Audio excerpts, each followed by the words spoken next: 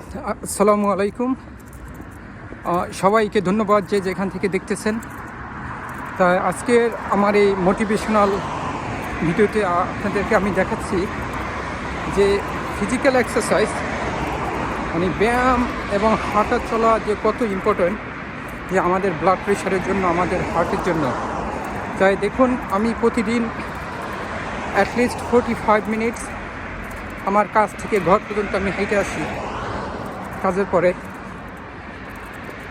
এটা আপনিও পারবেন, আপনি চেষ্টা করবেন যে প্রতিদিন হাঁটার, যে 5-10 মিনিট রিক্সা কিংবা ভ্যানে চাপ দিয়ে না উঠে আপনি হাইটে অফিসে যেতে পারেন, হাইটে আবার অফিস থেকে আসতে পারেন।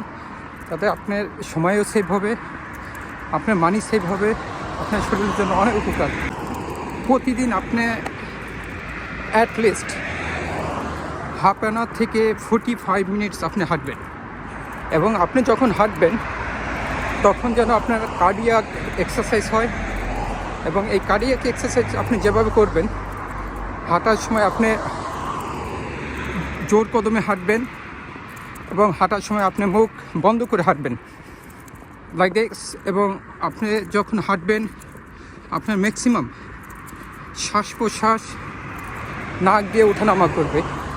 তাতে হচ্ছে আপনার নস্ট্রাল এরিয়ায় প্রচুর নাইট্রাস অক্সাইড তৈরি হবে, যা আপনার ব্লাড প্রেশার কমানোর জন্য সাহায্য করবে।